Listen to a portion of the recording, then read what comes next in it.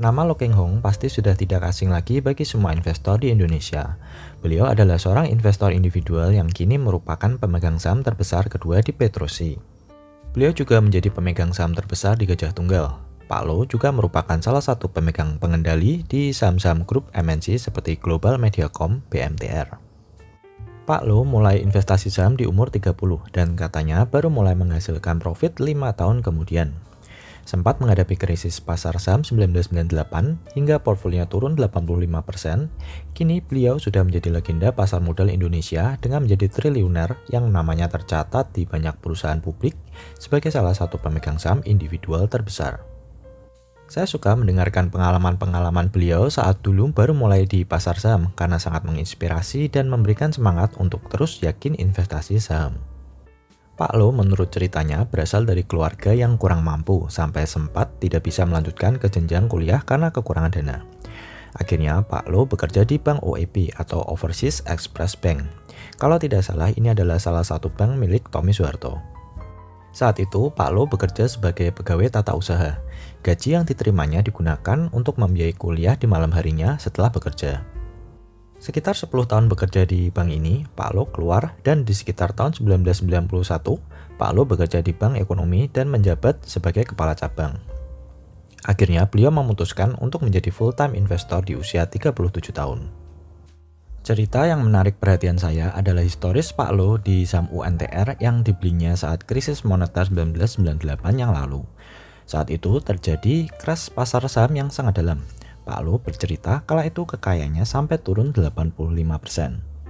Saat itu Pak Lo memutuskan untuk masuk all in di saham United Tractors (UNTR) di harga Rp250 per lembar. Menurut beliau saat itu, dengan perhitungan PER yang membandingkan harga saham dengan laba per saham, UNTR seharusnya dihargai di kisaran Rp100.000 per lembar. Sedangkan saat itu UNTR hanya dihargai Rp250 oleh pasar. Akhirnya Pak Lo memutuskan untuk menjual UNTR di harga Rp15.000 karena saat itu beliau memang mengakui tidak bisa menjaga konsistensi. Ternyata UNTR benar-benar naik ke Rp100.000 dan bahkan beberapa tahun kemudian melesat ke Rp600.000 per lembar. Yang menarik adalah ternyata Pak Lo itu kemungkinan besar sudah kaya sebelum sukses di saham karena beliau berani masuk all in di saham UNTR dengan dana 1,5 miliar. Di tahun 1998 menurut saya uang 1,5 miliar itu sudah sangat banyak. Kata Pak Lo, saat krisis hartanya berkurang 85%, sisa 15% beliau pergunakan all in untuk membeli UNTR.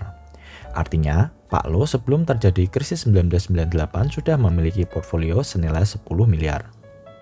Bagaimana menurut teman-teman? Kalau menurut saya, Pak Lo itu kemungkinan besar sudah kaya dahulu di bisnis real sebelum memutar uangnya di saham dan menjadi konglomerat di sana. Pak Lo memulai investasi saham di usia 30 tahun, sedangkan di usia 37 tahun sudah memiliki aset senilai 10 miliar. Mungkin saat itu Pak Lo pandai memutar uangnya dengan berbisnis. Misalnya mungkin beliau punya banyak rumah walet atau usaha-usaha sampingan lainnya sehingga beliau memiliki dana yang cukup besar untuk diputar di saham. Kalau misalnya Pak Lo belum memiliki penghasilan yang lebih dari cukup, mungkin juga beliau tidak akan berani meresikokan 1,5 miliar hanya di saham. Kalaupun pilihannya di saham United Tractor saat itu ternyata salah, Pak Lo pasti tidak akan jatuh miskin. Terlepas dari cerita ini, kita tetap harus bangga dan berterima kasih kepada beliau, karena sosok Lo Keng Hong sudah menjadi inspirasi dan panutan legenda bagi pasar modal Indonesia. Apalagi kini karena Pak Lo banyak anak muda yang mulai berani untuk berinvestasi di saham ketimbang hanya menabung di bank. Akan sangat disayangkan jika ada investor yang memutuskan resign dari pekerjaannya atau jual aset-asetnya untuk langsung fokus di saham. Mereka hanya mencontoh orang-orang sukses tanpa tahu kondisi di balik layar. Jika Lo Keng Hong berani ambil resiko di umur 37, maka kita harus ambil resiko dengan cara yang sama.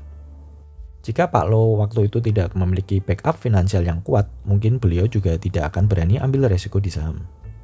Saat ini di media sosial dengan segala macam flexing di dalamnya bisa berdampak buruk bagi orang-orang yang baru mengenal saham. Yang sering kita lihat kan anak-anak muda yang jadi miliarder dari saham, baru 2 tahun langsung miliarder, umur masih belasan, portfolio sudah miliaran. Kenyataannya tidak seperti itu. Hampir semua pasti sudah kaya dahulu dari bisnis real, baru memutar kembali kekayaannya melalui saham. Jadi seolah-olah langsung jadi miliarder walaupun baru profit 50%. Yang lebih parah lagi, jika investor ikut-ikutan tokoh sukses yang ternyata tipu-tipu. Zaman sekarang banyak tokoh bikinan suatu broker atau institusi yang dipoles untuk menjual produk mereka secara soft selling. Saya sangat menyarankan bagi teman-teman yang baru mulai untuk memiliki cash flow yang stabil dahulu sebelum memutuskan untuk full time di saham. Backup finansial yang kuat jauh lebih penting daripada kemampuan analisa saham, karena psikologis akan jauh lebih terjaga ketika saham yang dibeli mengalami penurunan sementara. Psikologis yang tenang akan menghindarkan investor dari mengambil keputusan-keputusan yang salah.